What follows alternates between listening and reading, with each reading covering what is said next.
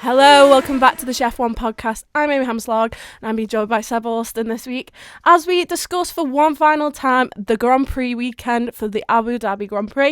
It is one final time this season, Seb. How are you feeling? It's been a great season, 2024. Yeah, I'm ashamed that the season's ending. It's been such a good season. I think it's the first time in a while that I feel like I've felt about like this about F1. Like usually it comes to the end of the season, I'm sort of like, well, I'm excited for the next season. I can't wait for this season to be over. But it's been so competitive this season throughout that I can't wait for the next season now. And that's all I want to start, because we know how competitive the teams are. It's so close to the top of the field. Like, we're going into this weekend and we're speaking about predictions before we went on air and thinking like, I have no idea what team's going to be quickest this weekend. Even though we've had FP1 and FP2, I still have no idea. And it's been like that, maybe not all season, but especially in the second half of the season. So I'm super excited for next season, but I'm sad that this season's coming to an end. No, I agree with you there, Seb. I mean, it's been I feel quite emotional going into this weekend. We've, of course, got a lot of exits this weekend.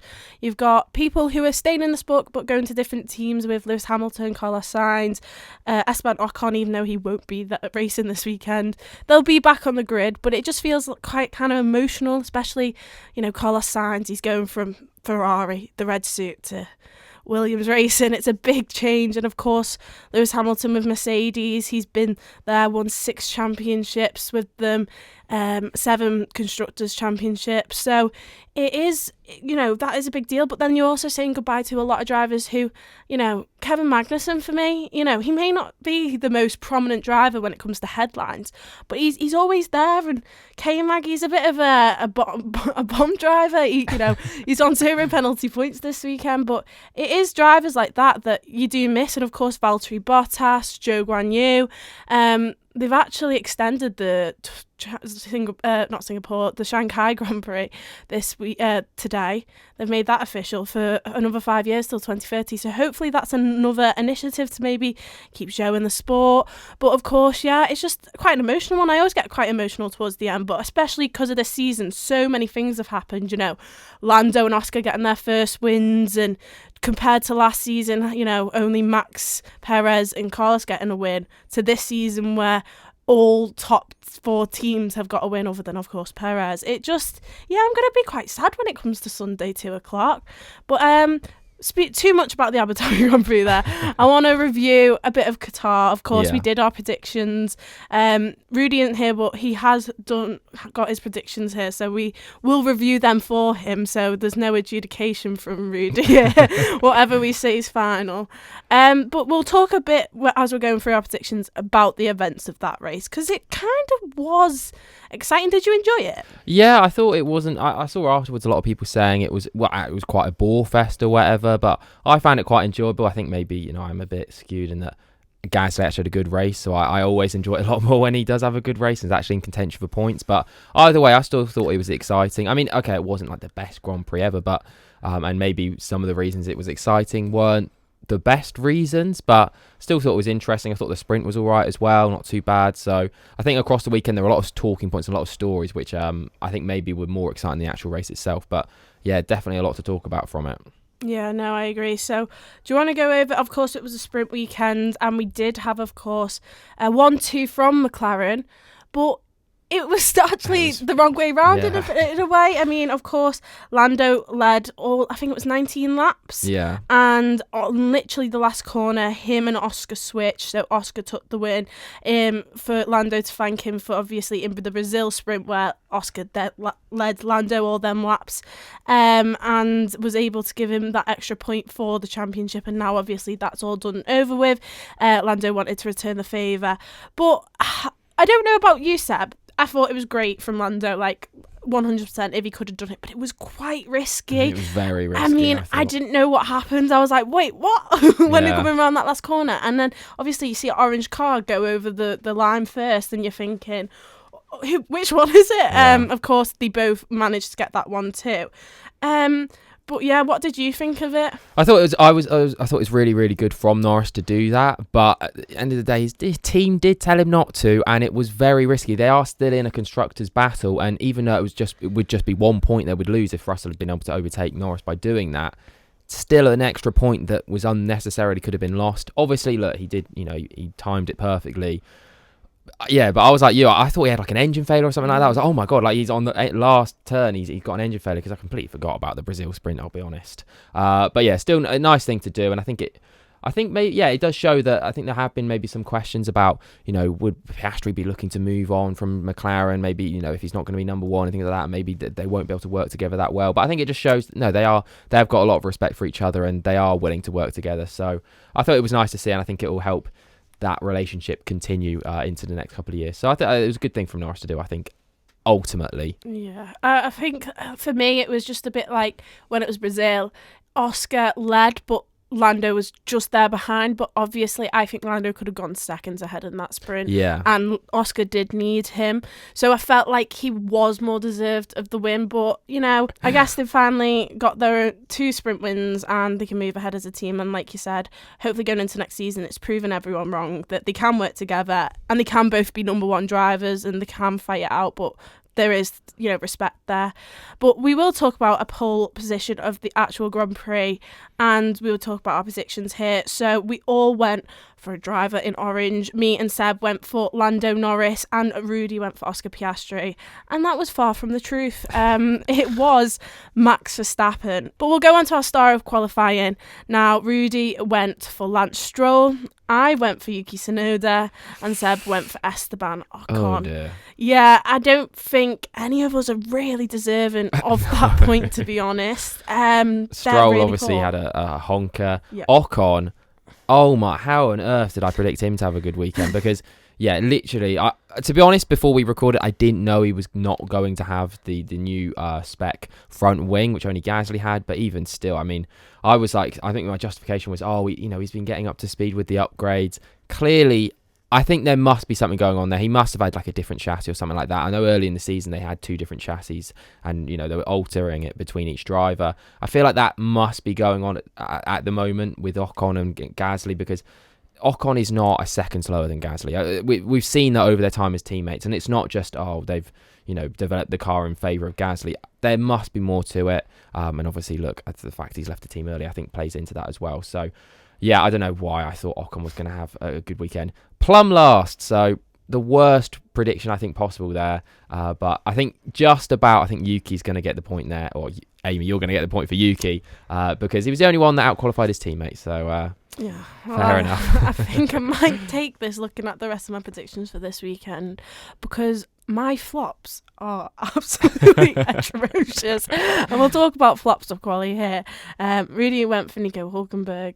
I went for George Russell. And Seb went for Liam Lawson.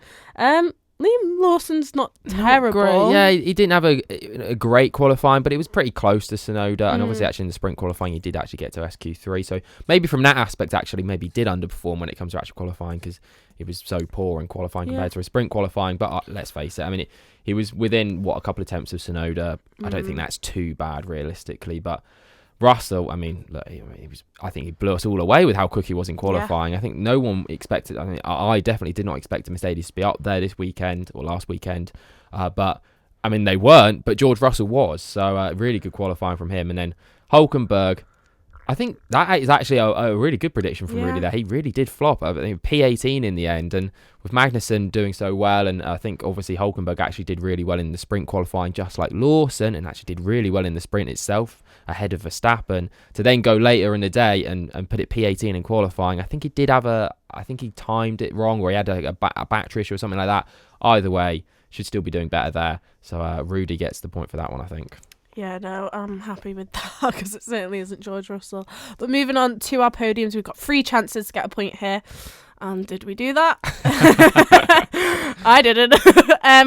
We all went for Lando Norris to win the race. I think we thought Qatar, they'd just be so fast around it. And I think he had the pace to do chance. it. I think he had the pace to win. I think that obviously if it wasn't, I think if it was any other driver than Max ahead of him, I think he would have got past him. And I think even with it being Max ahead, I think on that, after that final safety car, I think he could have still got past him. I think if it weren't for that penalty, Lando Norris would have got ahead of Max. And I think that's why Max was so on it. he felt the pressure to check, because he knew Lando had the pace to get past him. I feel like I would have seen contact between them two though if it did come to it. Just because Max is just, I know so he's got heated at the moment. Yeah, he's got the championship wrapped up, but I still just know he wants to prove a point, especially with all the Russell talk that weekend. But while we're on the topic, what do you think should have happened with that penalty and all the debris? Because not only did Lando Norris suffer from it, but also Carlos Sainz and Lewis Hamilton.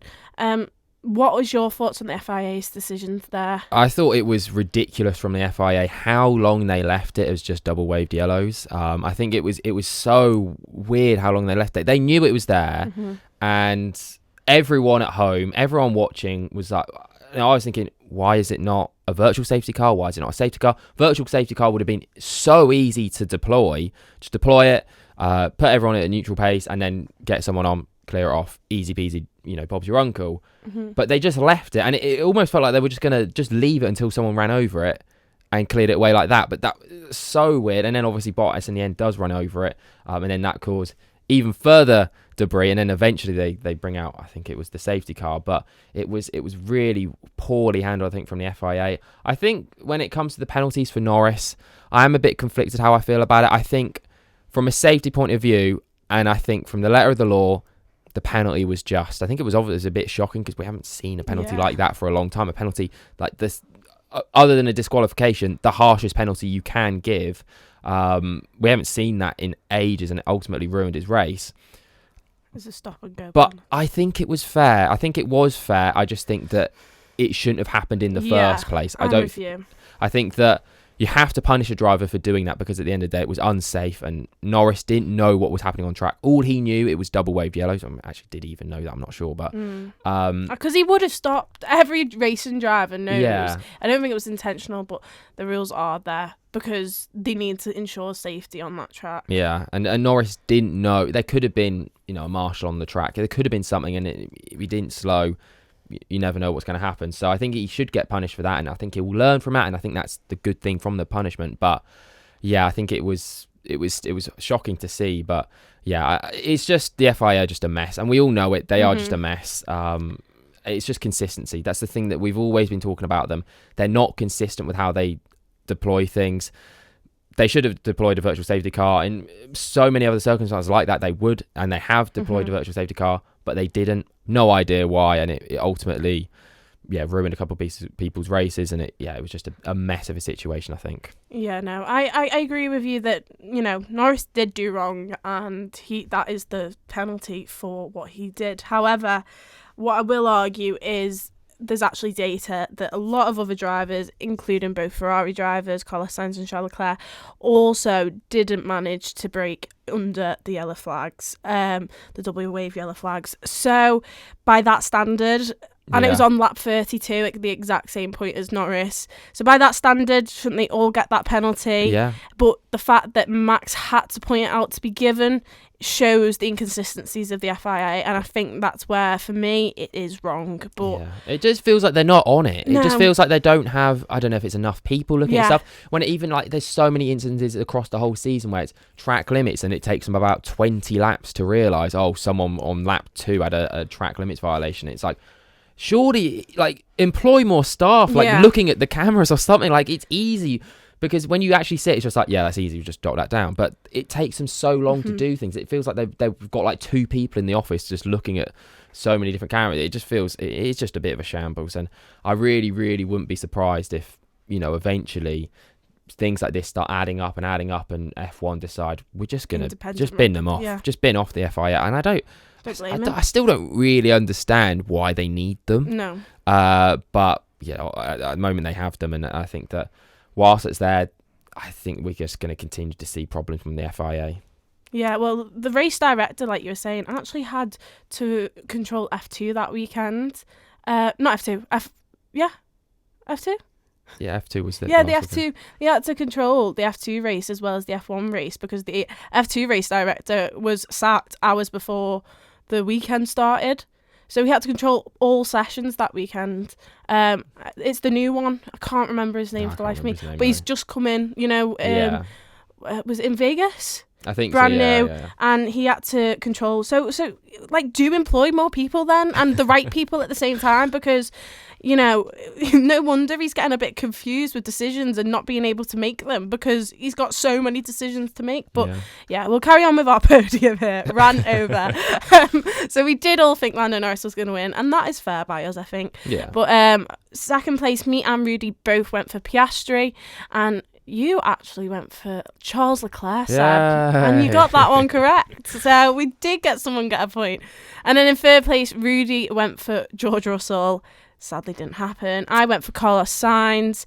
Sadly didn't happen. And you also went for Carlos Sainz in third place. But you know what? You can take that point, Seb. No one else got that point. But and it might be my only point this weekend. We'll see. Yeah, well, we will see. Driver of the day. Just because someone won it doesn't mean they're always the driver of the day. Rudy went for Fernando Alonso. I went for Lando Norris with the logic that he'd win it, and also everyone wants to vote Lando as driver of the day. Yeah. And you went for Nico Hülkenberg. Oh dear. Obviously crashed in the first lap. Yep. And it was his fault as well. It's not even like he was a passenger. It was his fault. He took two other drivers. Well, Ocon, Colapinto. Yeah. It was sort of. He took two drivers out in it. Obviously Lando had to take that penalty. Fair dues to him, I will say, is that he came back from the back of the grid and he was able to still get points. Yeah, with it showed the his fastest pace. lap. Yeah. Like, it showed that he could have gone on to win that race, but still probably weren't enough to be giving him driver of the day because of his mistake he made. So therefore, I think Rudy gets it with Fernando Alonso. Was able to get P7, and that Aston Martin is just. It's awful. It's a dog. It's awful. I think to get P7, it's impressive. Even if Norris had a decent race and finished P2, I still think Alonso would have been potentially. I think he had an absolutely excellent race, Fernando. I think that, especially when you look at how Stroll did, I know it's not the best marker, but still, Fernando to finish P7, and look, it was an opportunistic P7, but still, it was a really good P7. He had a good qualifying. Obviously, he was able to hold up Russell for ages, and we saw how much pace Russell had in across the weekend. So when Russell pitted and he was behind Alonso, you thought, we'll easily get past him. Alonso was able to hold him up for a long time, and I know it's a difficult track to overtake, but still, I think a really good job there from Alonso. A lot of points. I know Aston Martin weren't under a lot of threat from Alpine, but with a P5 for Gasly and other, this weekend, potentially they've got pace as well. There was maybe a slight chance that they could have caught him up, but with a P7 there, it just puts it completely to bed. And yeah, it was a really good drive from Fernando, I think. Yeah, I am with you there. Well, flop, I told you mine weren't very good this weekend, and I went for Max Verstappen. And that is because I thought, just because he's got it wrapped up doesn't mean I think he'd be a flop, like he doesn't care, but I just thought, something will go wrong. So there was mine. Yours was George Russell. He was more unfortunate than flopping himself. I think Yeah. just a lot of things went against him. Loads of stuff happened in his race. Terrible start, just saying. Yeah, that's true. Well, I'll get the point for that then. But no, I think he just had a lot of things go against him that was some out of his control, some in his control. The team brought him in really early too. Yeah. And then when he came in for that second pit stop, they put on the hards again, but he wanted the mediums, and I think he probably would have been better on the mediums. But yeah, 2-stop in a 1-stop race. He got a penalty as well, I think. I can't remember what it was for, but he got a 5-second penalty. Just a lot of things went wrong for George, but he still managed to get a good P4 in the end. So I think considering all the stuff that happened, to finish P4 showed how much pace he had in there. So I don't think it was a flop, but I think Rudy gets the point for this one. He went for Franco Colapinto, which I think it's harsh to say he was a flop, because he obviously got taken out on lap 1, but again involved in another incident, and is the reason why they are having to take a grid penalty. This weekend. It's just stacking up the amount, and even though it wasn't his control, no, he did qualify P19, so I that just put him in that situation. At the back of the grid, you're putting yourself in that risky position. I will obviously put a bit of a caveat that I think he has got basically a a makeshift car basically. I think they had to get some parts from Mercedes, like old cars, to put together some sort of a car last weekend. And so look, I can forgive him in some ways, but at the same time, it was his fault that they are having to do that. So I think that compared to the other two drivers, I think he's definitely Rudy gets the point for that one. So Rudy gets the other point. And next category that we all went for the exact same thing was best team, and we went for McLaren. And I think we all thought that they could potentially win the constructors last weekend, and they didn't do that. And we've decided we're not going to give any of us a point, because even though it wouldn't matter if we did, because we'd all still be level where we should be. We don't deserve that. No. Shock predictions, though, no shocks, I don't think. But Stroll Q3, nope. Leclerc to DNF from me, nope. And then Seb went for Hamilton out in Q2 or SQ2, and still nope. So that means going into the final race of the season, our scores on the doors is Rudy with 43, me with 52, and Seb with 36. Oh dear. I need a big weekend, even just to come second. I think it's impossible for me to come first unless my shot prediction is literally like out of this world. And it is exactly what happened. But I think, you see with my shock prediction, I think it could happen, but it still be a shock. It still has to be a shock. So we'll see. I think it's yours to lose, though. I think going into the final weekend. I mean, Rudy's 9 behind. I need to have a stinker, and he needs to have an absolute dream. Yeah. I mean, the best result total I think we've had was me with 10. Okay, so it's possible. So it is possible. But I don't know. We'll see. I don't know if you can do it. No. But yeah, they are the scores going into Abu Dhabi. And before we get into our predictions for Abu Dhabi, can we just talk about a few points going into this weekend? So one I want to bring up is, of course, it's the final race of the season. That means last chance to get points, to be able to get more money in the in the constructors. And that one, which is kind of exciting, is P1, Seb. And that is McLaren and Ferrari. Both haven't won a championship. Well, McLaren's 1998 and Ferrari would be what, 2008? Yeah, 2008. So a long time. I mean, before we were born for McLaren, before Lando Norris and Oscar Piastri were born, actually. So it would be incredible for McLaren to get it. Also Ferrari. But if you had to predict, of course, we now know, we've done this quite late, this video, but Charles Leclerc is going to be taking a 10-place grid penalty. So even if he puts it on pole, he is still going to be starting in P10. Would it be P11, actually? P11, yeah. So if he's starting outside the top 10, it's not looking good going into before quali. So if you had to predict, Seb, I don't think it's that hard. I think it was always going to be McLaren anyways before this. But if you had to predict, who do you think it would be? I think it is going to be McLaren. I think actually they've also shown pretty good pace this weekend. Yeah, there were a lot of suggestions before this weekend that Qatar was the race that suits McLaren, whereas Abu Dhabi, a little bit different. It's going to suit Ferrari more. But actually, we've seen in the practice sessions, I think it's still pretty even anyway. I think that it's so close between the top teams that there aren't circuits that there are this massive swing, apart from maybe for Mercedes. But for the other teams, it feels like they're all still pretty consistent in their package. So I think that McLaren, I think they'll be able to get the job done. I think if it was tighter, if it was like maybe 5 or 6 points or something like that, but because it's 21 points, I think, it's enough. Basically, Ferrari have to get a 1-2, and there's a lot of pressure on Sainz now. He really has to deliver in qualifying tomorrow. And I also think that, a lot of pressure on Charles. That's going to have to come through. He's going to have to make a lot of moves, try and get through. And also, I think Charles, obviously, it hurts him a lot for his battle for P2 as well. In the drivers' standings, I think that was definitely on the cards before this penalty. I think it just sort of... I think it's unfortunate. It does sort of make it a lot more predictable this weekend. So, I'm sure the FIA...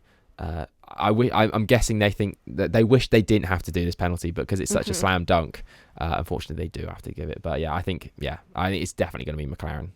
And do you think, obviously, Lando and Charles now, do you think Lando's going to mess it up too much? I think unless Lando has an incident and a DNF, I think it's definitely his to lose that P2. So I think that he'll be driving pretty safe. I think just in both championships, I think he knows that if he plays it safe, gets a solid P4, P3, whatever, he'll be absolutely fine, and McLaren will be fine. So I think he'll just be playing it safe this weekend. Yeah, and I also do believe that I'm sat here in an orange papaya top.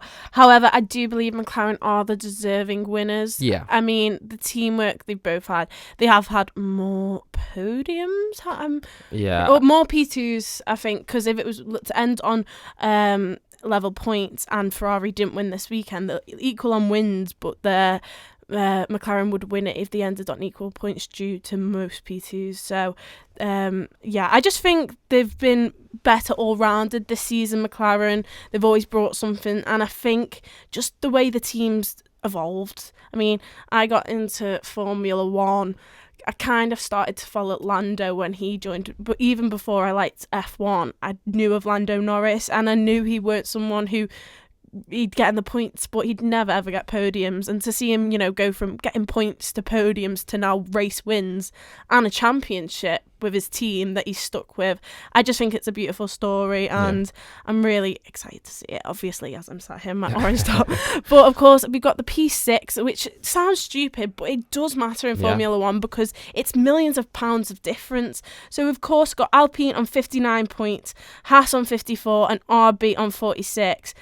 Bit of a stretch for RB to go and get it. Definitely. But if you had to pick between Alpine and Haas around this Abu Dhabi track, and of course, Ocon not in the team for Alpine, what would you say? I think just about Alpine. I think that P5 in the last race from PA is absolutely crucial. I think before that, I think Haas were probably actually favourites. I know last week I said it was Alpine, but shush. I think that Alpine with that 5-point buffer, I think it will just be about enough. I think they're going to have to. Alpine are going to be hoping that all the top teams, they can be on it, and so they'll be just competing for scraps at the back. P8, P9, and if that's the case, if there isn't some sort of a break and an opportunity for maybe a K-Mag or Hulkenberg to get like a P7 or something like that, they should be okay, Alpine. So I think that Pierre as well, he's got the upgraded car. He should, and he's in really good form. He should just about be able to get maybe a P10 or P9 and just about scrape over the line. I think Haas are going to be good this weekend. I think obviously as well, someone like Magnussen has absolutely nothing to lose this weekend. He'll be giving his all, want to end on a high with the team, and maybe even secure a spot in the future for as like an ambassadorial role with Haas.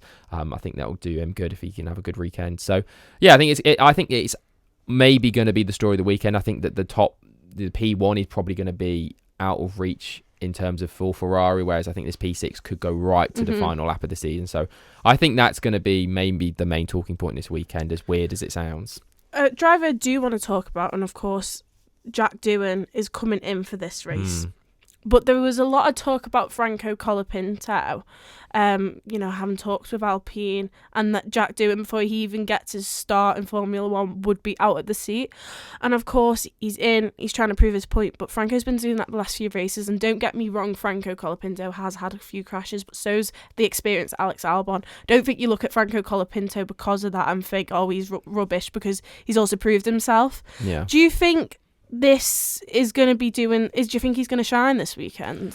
I'm really worried for Doohan this weekend. I don't think he's a slow driver. I don't think he's not a good driver. I just think the circumstances he's coming in is really, really difficult and almost a little bit unfair on him, I think. I think he's coming into Ocon's seat, Ocon's side of the garage, which in the last few races we've seen, I think there is a clear difference in the cars. As much as the teams can say they're equal, we know Ocon and Gasly, there's not a second between them. There is not a second gap between them in qualifying.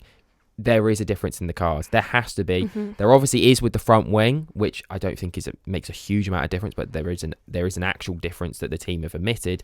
The front wings, you can see they're different, and Doohan is carrying over that this weekend. But I think it is a worse chassis, and I think my scared thought in my head going into this weekend is, has Flavio Briatore given Doohan this opportunity so that he goes in and has an absolute stinker of a weekend, even though he might, drive as well as he can, get the maximum out of the car, but that car is still going to be P20, and it looks like Doohan's come in, he's got P20, he's a second off Gasly.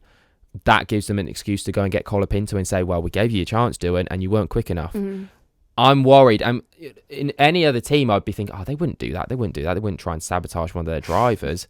It is Flavio Briatore we're talking about. Someone who purposely crashed one of his cars to get a win, Yeah. right? It's not someone who hasn't got a history of doing stuff like this, who hasn't got a history of being snidey, who hasn't got a history of dropping a team's only race winner in their last race of the season when they didn't want to do it, and denying, like blackmailing them and saying, oh, you won't be able to do it at end of season test with Haas, which you've already got agreed. Like, I think, I'm worried for doing this weekend. And I really hope he can put in a strong performance, and I hope that he's not being sabotaged or anything like that, but I am a little bit worried about it. But talking about, you've just spoke about Haas and Alpine Championship. They are two drivers that are very close as well in points, and that is Hülkenberg, the lead driver, that Haas, and Gasly on Alpine 37, 36. Do you think Gasly can, outperform Hülkenberg to be able to get just that? I really, really hope so. I think it's a small thing. Finishing P10 is in the driver standings has no difference really on anything. But I think from a pride point of view, I think if Gasly is able to finish in the top 10 in a car that, let's face it, across the season has been the 9th quickest car. I know it's probably going to end up finishing P6, but that's because of that freak Brazil performance. It has been the 9th quickest car. If he can finish in the top 10 in that, look, hats off to him, and look, I'll be using it to say that he's the best driver on the grid for the next few years. So I hope he can do it, and I think he's got a good chance of it. It's only 1 point in it, and Hülkenberg obviously had a difficult last weekend, and it's obviously not going to, the team aren't going to be putting the car in his, direction of how he wants to develop it, and that might be coming into the last few weekends and stuff like that. But yeah, I think he's got a chance of doing it, and obviously also Tsunoda is in that fight. He's a few points off, but if he can have a really, really strong weekend, maybe pick up like a P6 or something like that out of nowhere, he could finish in top 10 as well. So there's still stuff to play for, and yeah, there should be stuff to watch for this weekend. Yeah, well, before we get into our predictions for this weekend, a big talking point from Qatar that has rolled into this weekend is some beef between two drivers, Max Verstappen and George Russell, and it is all to do with an incident that happened in qualifying in Qatar where it's a confusing one. I don't really understand it. Where Max Verstappen is on a cool down lap, he's going slowly, and so is George Russell. He's on a cool down lap, however, he's going very fast, and they've both been told that George is behind you coming at some speed. George has been told that Max is ahead going slow, and George acts shocked and when he comes across him, even though he has been told, that has been communicated to him. And Max is on the racing line. He didn't give him that space, but he was on a cool down. Anyways, we'll discuss. I'll ask that Sev's opinion on it. But due to that, the FIA said that Max Verstappen impeded George Russell, and that meant he got a one grid place penalty for the Sunday, which is so weird. I can't remember seeing that ever in my personal time that I've liked F1, where there's been one space, and that apparently just made Max go ballistic, because apparently George was in the FIA room with the stewards, who he called them his FIA mates, because George Russell is quite tight with the FIA, of course, being he represents the drivers when it comes to decisions with the FIA. And so obviously Max felt that George was trying to push this agenda on him, that he did something terrible, and he kind of was like framing him for something he didn't do, and he was trying to sabotage him, and Max didn't like that. He told George apparently that he was going to smash his head against the fucking wall, or put his car into the fucking wall, and yeah, so it's not very nice to hear, but there's so much that's basically going on. I'm sure you can research into it. It's quite amusing. But Seb, first off, what is your thoughts on the actual decision that was made on Saturday? I think it's hard. I think it's unprecedented to give a one-place penalty. I think it is because you don't see that a lot, people impeding someone on a cool-down lap. I think I do agree that Max is in the wrong. I think it's just because we haven't seen an incident like that. I don't really know.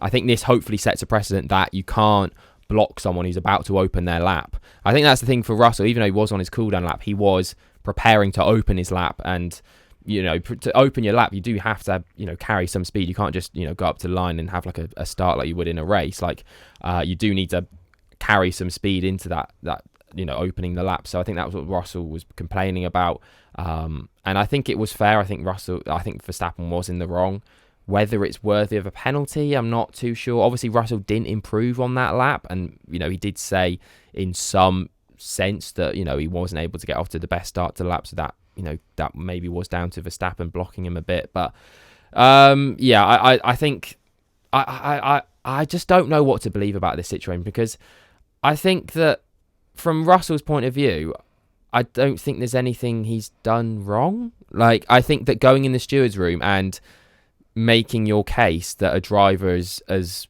blocked you, I think that's fine. And I think that even if you are doing it really strongly, you're doing your best to get a competitive advantage. Max would do exactly the same if it was on the other way around, and he has done before with Lando in the race. Exactly, and I think that I don't know if there's something more that's gone on in that steward's room that Russell's done. Whether he's made it personal, I don't think he has. I don't know, but because I feel like Max would say. But Max has just said, "Oh, he's done it too hard." It's like Alex Albon when he said they raced me so hard. It's like, it feels like that sort of comment from Max there, which you wouldn't expect. So, and then I do think Max was out of line. If he did say that, he's obviously said he didn't say the thing about putting his head in the wall and things like that. I just don't know who to believe in that situation. Obviously, if Max did say that, I think he's completely out of line. I do still think it's not that bad, because realistically he didn't do it, and also it is just sort of trash talk. Like, I know there's a line when it comes to trash talk, and obviously, look, I don't know if Max is that out of pocket for Max to say something like that. If that's something he says a lot, like, oh, I'm going to absolutely drive into whatever, and he never does that, then I think that's fine. But if he has never said anything like that before, and then he's out of nowhere gone, I'm actually going to crash into you, basically, then that is out of pocket, and that's out of line. I just don't really know. I don't know the context. I don't know enough context to be able to say, no, Russell's in the right and Verstappen's in the wrong, or the other way around. So it's a difficult one, but it is juicy, and I'm absolutely loving it, that's for sure. Yeah. I mean, I was definitely Team Max before I've come into here, but you may have just persuaded me there to maybe, I don't know. When I look at George Russell, I just think he's a little grass. Do you know what I mean? He's just a little telltale. And that's how I kind of want to back Max. But then when I look at the situation, Max was the exact same with Lando last week. However, one thing I will say about the situation is Max has been in this situation a lot before.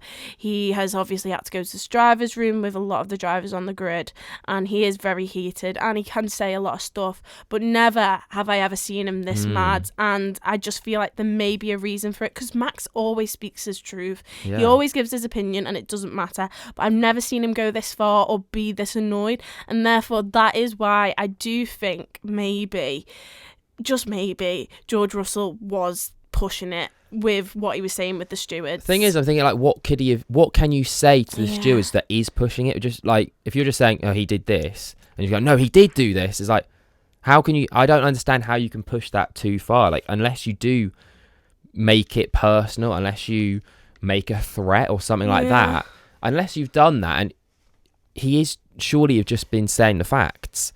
And I know it's like, it is a bit, it's not the best thing to do, but still, at the end of the day, Max does the same. And it's just a difficult one to know, because I do agree that Max doesn't react like, and he hasn't reacted like this for anything else that's happened. So the only one is there Esteban must be something. Ocon, and it had, obviously that was kind of more physical if anything, but like actually things being said, and that was when he was very immature, kind of new to F1, and now he's a 4-time world champion who's just closed up his 4th championship. Doesn't really need to have pole position. Something, in my opinion, must have gone down more than what we see. But then George Russell, I do have to respect, has come out and stood up for himself, and he has kind of, like what Max does, says it as it is in his own opinion. But I think we'll never know. However, I am praying and hoping Drive to Survive have got this on camera, and I can't wait for that to come out, because they're going to have to make about 20 episodes for this season. There's so much that's happened this, and they're going to. Too much. I bet they're going to still do 3 episodes on Alpine or something like that. Literally, I think they should do genuinely 20 episodes. I reckon. I think they got enough, and I think people would want to watch that. 100% watch it. And that's one of the problems I've had with Drive to Survive and before, is that they do just exclude a lot of stuff, and it's like there isn't a limit, unless there's like a contractual obligation they have to only make 10 episodes. But people want to see the footage, and they've clearly got a lot of good footage, but yeah, I don't know. Well, Hopefully, fingers crossed, they'll be able to put in as much as they can. Well, this will be our last predictions until that Drive to Survive. So let's get into it for one final time. It's lights out and away we go. And in pole position, who have you gone for, Seb? I have gone for Charles Leclerc. I know he's always got the grid penalty. I think that will take a little bit of pressure off him. I think that he'll, when it comes to delivering on that final Q3 lap, obviously maybe it will take a little bit of the edge away. He doesn't, he's not as much point really going for it, because I think even if he qualifies P13 or P11, doesn't really matter. He'll be able to get past them anyway. But I think actually not having that pressure on might can drive a bit freer. And I think that anyway, either way, I think the Ferraris have got enough pace to go on pole, and I think Charles, once again, I said it last week, I think he'll want to, even though I think him and Sainz have look like, quite good happy friends this weekend, it's the final weekend between them, I still think Leclerc, I think that competitive edge in him will be like, I don't want to end our time together as teammates with you on top. I want to really prove that, I am the quicker driver of the two here. So I think he'll have that drive in him as well. So I think, I've gone for Charles Leclerc. Well, I have gone for the other driver fighting for P2, and that is Lando Norris. And thank God we're doing it when we are, because the only reason I have gone for this is because did it finish in that way, FP2? Yes, it did. So the fastest driver was Lando Norris, and following him was Piastri. I was a little worried about the speed of McLaren this weekend, and I thought they're not going to be fighting with Red Bull or the Ferraris, so I'm kind of thanking my saviour that we did it today and at this time. So I have gone Lando Norris as my pole sitter. Rudy has gone for the other Ferrari on the other hand, Carlos Sainz. Maybe that's just because it's his last Grand Prix with the Ferrari team, the Tifosi, and hoping that it's going to be a good one for him. I'm hoping that. Yeah. I'd love that, even though I love Lando and I love Charles. I'd love Carlos to get it, but yeah, we've all gone for someone different there. Carlos Sainz and Oscar Piastri as well. Are they fighting for P4? I think they are.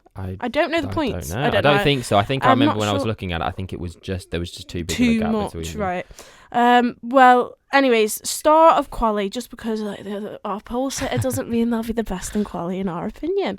So, who have you gone for, Seb? I've gone for Lewis Hamilton, which may be a bit of a shock, seeing as he's not really been on it in qualifying in the last few races, and actually across the season compared to his teammate Russell, hasn't been quite on it. But Mercedes have come out this weekend saying, we're going to try and give him absolutely everything to try and end our, affiliation with him on a high.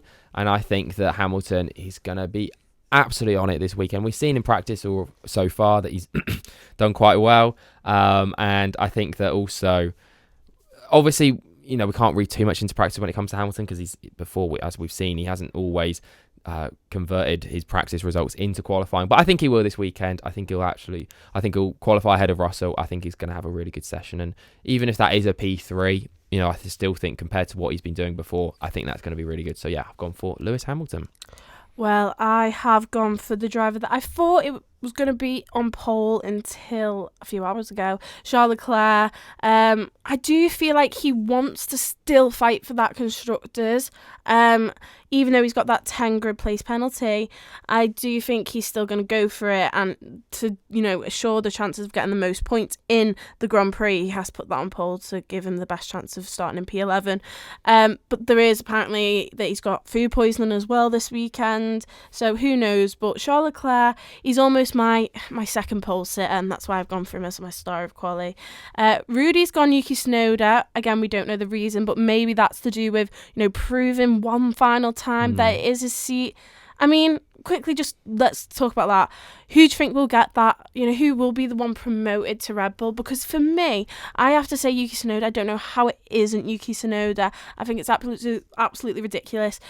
Since Gasly has left the team, he's beaten every single one of his teammates by a country mile. He's beat Daniel Ricciardo, 8-time Grand Prix winner. He's beat Liam Lawson, who has looked impressive at times, but Yuki. And then obviously he just deserves this seat more than anything. Nick de Vries as well, that was no competition. But I just can't see how it can't be Yuki Tsunoda. And I don't know why would they want to choose Liam Lawson. I don't see any reason why. And it's as well, there's the marketing aspect too. He's a Japanese driver, and Honda, and I know they're moving to Ford come 2026, but even put that away, the driver ability itself just shows it for me. So I don't know, but I don't know if you agree with me there. No, I agree that I think it 100 million % should be Yuki. I think he's done more than enough to warrant a chance at that Red Bull seat. But I think they're going to go for Liam Lawson. Mm-hmm. I don't really know why fully, because I think that Yuki has proven enough that he is a quicker driver than Liam. I do think that Liam still, he's only had, 11 races or so in F1, and he is pretty close to Yuki, whereas Yuki's got like 80 or so races under his belt. So maybe Red Bull are thinking, well, maybe there should be a bigger gap between the two. But still, I think that Yuki, I still think it should be Yuki. But yeah, I think they're going to go for Liam. That's what all the rumours seem to suggest, that it's going to be Liam. And that seems to have been the plan since he got that second RB seat, that it was going to be him who was going to make that step up. I think maybe they do view long term that maybe Liam has maybe a higher ceiling. I don't know if I agree with that, but I think that seems to be the environment and the atmosphere within the Red Bull camp, is that they think Liam maybe has got that little bit more potential. Maybe he's going to be a little bit more willing to be a second seat driver compared to Max. I also don't know if I agree with that, seeing as what we've seen with how he's had so much rivalry with Alonso and Perez and things like that. So how is he going to settle in with Max? But yeah, it's unfortunate. But I think it does obviously then open up the door for Yuki to make that move to Aston Martin and Honda in 2026, which is something I'd absolutely love to see. I also think from maybe Yuki's point of view, I think that maybe would be a better career move than going to Red Bull, where you're going to be second best to Max, and the team isn't going to be built around you. Whereas if he goes to Aston Martin and he maybe replaces Alonso in a couple of years' time, that team will be built around him. He will be better than Stroll, and he'll have the Honda backing. And I think, obviously, also we do have to mention that there is that young driver test at the end of the season, which Yuki, thanks to Honda, is going to be put in that Red Bull. So maybe it isn't fully decided yet that he's going to be Liam. And if Yuki goes in that post season test and absolutely, puts in amazing lap times compared to Perez and Max, maybe then they'll look at it and go, okay, maybe we can't ignore Yuki, and that's what I'm hoping he does. But if he's just okay, I feel like they're going to use any excuse they can to put Liam in that seat. Well, I definitely agree. We all agree on that one, and I think Rudy does too. That's why he's gone for that. Okay, moving on to our flop of quali. Who have you gone for? Wait, I'll go first this time. I've gone for Lance Stroll because I didn't know who else to go for. I actually was like, you know what? I've basically won it. Yeah. Who's a sure thing? I'm not going to think for any reason why. And that's why I've gone for Lance Stroll. And yeah, I think he could actually get that. Yeah, I think that's fair enough. What I think about that's an easy prediction. Yeah. I've gone for, I also think probably actually quite an easy prediction, and someone I've already spoken about, Jack Doohan. Obviously said about, I am pretty worried about him this weekend. I think that we've already seen in the practice sessions, he's about a second or so off Pierre. Obviously, it's not that comparable. But I think that he will really struggle to get out of Q1. I think we've seen it with Esteban in that chassis, and Esteban's a lot more experienced driver than Doohan and has a lot of pace. I think he's going to really struggle. I think he's probably going to become P20, which is unfortunate for him. And yeah, I think that's going to make him flop a qualifying, and unfortunately for Jack. Well, Rudy has gone for one of them drivers in an argument. George Russell, maybe that might have to do with maybe the pressure he's feeling. But who knows? I'm just speculating. Who knows? Who knows?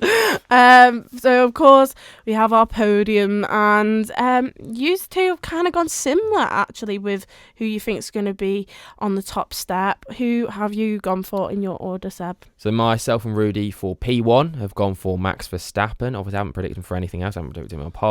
But I think that Max, he's the Red Bull maybe isn't quite the quickest car, but I definitely think it's made a step up in the last couple of weekends, and he's really in that fight once again, especially in the hands of Max. And I think that when he's got that, and he's also got an edge going into this weekend with that, obviously the Russell stuff, and also the fact he's becoming a dad, I think that could maybe congratulations, Max. Might help him out a little bit there. So yeah, I think Max, let's face it, that him becoming a dad has no impact on this, but still, yeah, I think that Max Verstappen, he's Max Verstappen. I think that's an easy prediction. I think that hopefully, for my point of view, he's going to come P1. P2, I've gone for my style of qualifying, Lewis Hamilton. I think if he gets in a good position when it comes to qualifying, I think that we all know he has arguably the best race pace on the grid, definitely comparable at least with Max, and yeah, he's going to come P2. And then P3, I've gone for Carlos Sainz. I think that Sainz is going to have a decent qualifying. He's going to have a decent qualifying, and even though it's not going to be enough to win the constructors, I think he's going to have a good solid race and end his time with Ferrari on a podium, and that's something I'd like to see. So yeah, I've gone for Sainz P3. Well, I have gone slightly different than both of you. I've kind of included similar drivers. Actually, me and Rudy have gone for the same drivers, just in different orders, really. Mm-hmm. So in third place, I've gone for Max Verstappen. I think he'd want to be on that podium for his last race of the season. Actually, there's speculation that he may be retiring because he is a dad. Rosberg. Yeah, he always said he'd never have kids while he's in F1. Well, he is having a kid and he's in F1, so imagine he comes out. Oh, I'd absolutely love it. I would love it. As much as I love Max, it would be amazing because it just opens up the sport so much. Like, that'd be 2 Red Bull seats on offer. Pierre, go there, please. Yeah. Oh my God, that'd be insane. But yeah, I have gone for Max Verstappen in third place. In second, I've gone for Carlos Sainz. Due to, I probably would have gone Charles if it weren't for the 10 grid place penalty. But I think Carlos, I could see them being fast this weekend. He's going to qualify well. It's his last race and last chance to probably get a podium in a long time. And who else to get it with? Better than his best friend Lando Norris on the top step. Can't speak any longer. On the top step. I think Lando, he could win it from the pace I'm seeing so far. If he doesn't make any mistakes, he goes and secures that Constructors' Championship for the team. What a beautiful story. P2 for himself, even though it doesn't really matter. But the fact he's got it's pretty cool. And then, of course, I think it shows a lot going into next season for me. Maybe as a Lando fan, it just shows a statement, and you know, I'd like him to sign off the season with 4 wins, the second most from a driver. But just because that is our podium and just because I think Lando Norris is going to win that race does not mean I think he's going to be my driver of the day. Just love doing Rudy's sayings. Who have you gone for, Seb? I have gone for the easiest pick. I'm just playing for points here. I really don't want to come last, but I am going to come last. But I've gone for Charles Leclerc. I think that obviously with that grid place penalty, I think he's going to be coming through the field. I think that's what happens a lot when we come to the fan vote. If someone starts a little bit low down and comes through the field, driver of the day. So I think that Charles, the pace of the Ferrari, I think it is going to be arguably the quickest or second quickest car this weekend. I think he'll be able to come through the pack, maybe finish P4 or so, but because he'll be starting maybe like P12 or something like that, it will look like a really, really good drive. I think it will be a good drive as well. And I think that Charles will get the fan vote and he'll be my driver of the day. I won't be surprised about that fan vote. Forget we go off that sometimes, but I've gone for Franco Colapinto. It could be his last ever race in Formula One, and I think he's got something to, prove this weekend. Of course, he is going to be starting with a 5 grid place penalty. I just think that's going to push him. I mean, we've seen it before where he's had a penalty and it's only done wonders for him. So I think, it shows that he started further back, and if he can get into the points, potentially starting from at least P15 and then finishes in the top 10. And I think Abu Dhabi is a track where that can sort of happen. I think that he's a driver who can do that, and therefore he'll be my driver of the day, and hopefully prove into an Alpine, maybe an RB, Red Bull even. Imagine he goes to Red Bull over Yuki Tsunoda. Max retires and it's Franco Colapinto and Yuki Tsunoda. What a flop. That would be fall from grace. But that is why I've gone Franco Colapinto. Fall from grace. They'd at least have that, South American marketing there. Franco and Checo. Oh, God. Oh, God. Oh, go my crazy. God. Checo might have to stay. They might have to bring back Daniel Ricciardo as well. They probably would. Oh, please retire, Max. Much as it'd be so interesting. Yeah. As long as Oscar Piastri doesn't go, I don't care. That would be exciting. It would be exciting, but I don't want him to go from McLaren. Because then who would go to McLaren? Oh, there's so much that would happen. It would be so exciting. Please happen. Please happen. I want Max to go to Ferrari with Charles though before he retires. Well, maybe he takes a little sabbatical. Maybe doesn't make a Hakkinen and then actually raises does come back. the kids and then comes back. Yeah, I'll take go that. on, Max. Go on. Yeah, do it, Max. Do it. Nothing against you. But a driver of the day that I'm sure you'd be happy with that Rudy's gone for is Pierre Gasly. Maybe that's when he secures that P6 for Alpine. And also, in comparison to his teammate Pierre Gasly and Jack Doohan, I think he's only ever going to look good in the eyes of Alpine. But moving on to our flop of the day. Again, I didn't really know who to go for, so I went for Sergio Perez, someone who I know probably won't let me down. Yeah. Stroll and Perez for your flops. Yeah. That is, just to end the season in the way it started, really. I mean, I think stat padding. It could really, and it could get quite juicy, this situation at Red Bull, because he's saying in the media, I'm not going, I've got a contract, and it's just sort of like, does he know? Does he know that Christian Horner wants him out? Because like, he's seeing meant that to go Horner in. interview last week with Sky Sports, it was so about obvious. Him not starting in the pit lane. and him saying about, Perez is old enough to know what he needs to do. And that obviously means you need to retire, bro. And I think I think Red Bull will force the hand if they have to now. I think it's gotten to that point where they've apparently offered him some sort of ambassadorial role and stay within the team and honour that contract he's already got.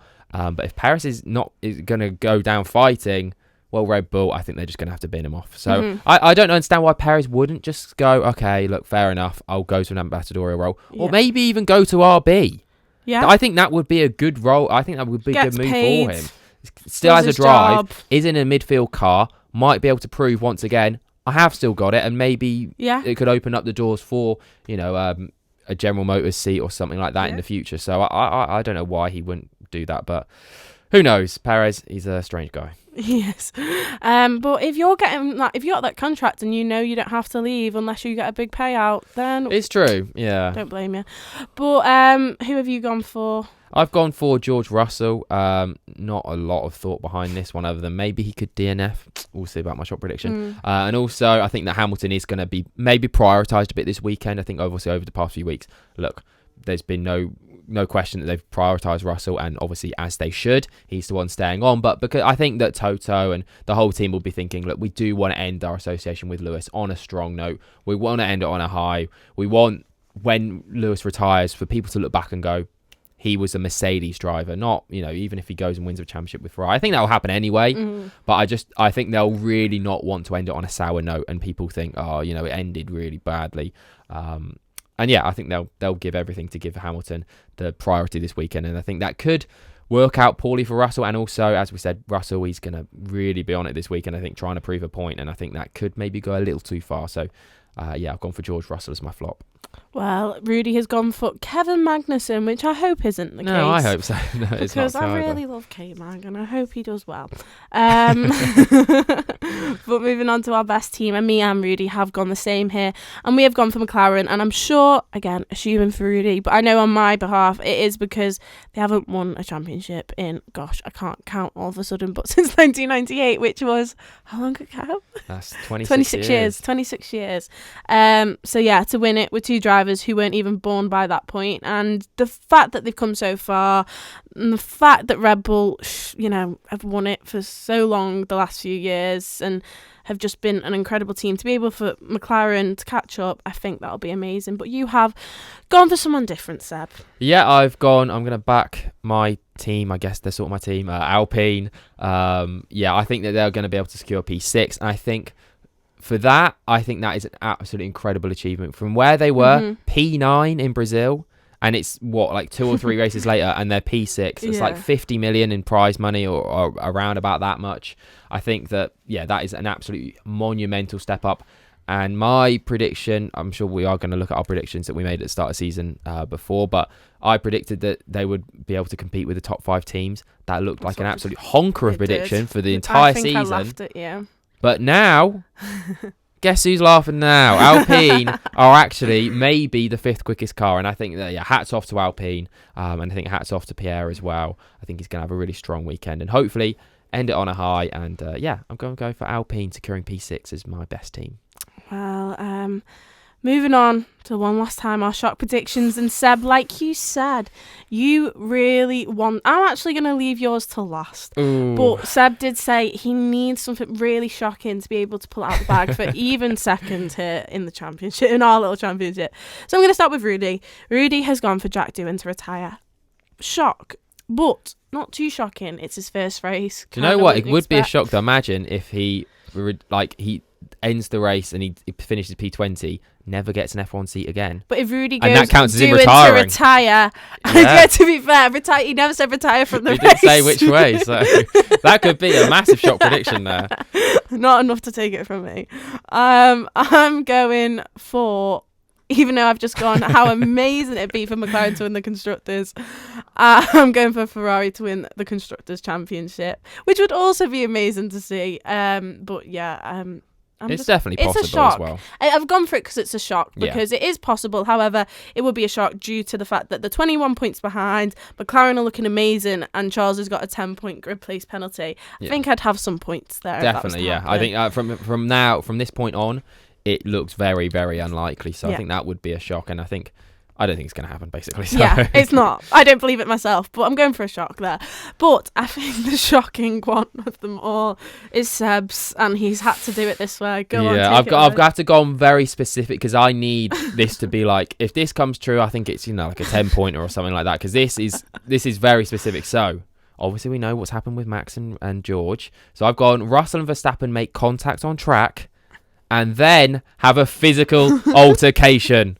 So I'm thinking Esteban Ocon, Brazil style. That is what I'm really, really... Well, I'm not... Well, actually, I was going to say I'm not hoping it's... But I'm hoping it happens. even if it wasn't my shot prediction, I think that would be really juicy. So contact on track and then a physical altercation. Look, it's not going to happen. They're both too professional. I think obviously Max has learned from what happened with Esteban. He got a big penalty for that.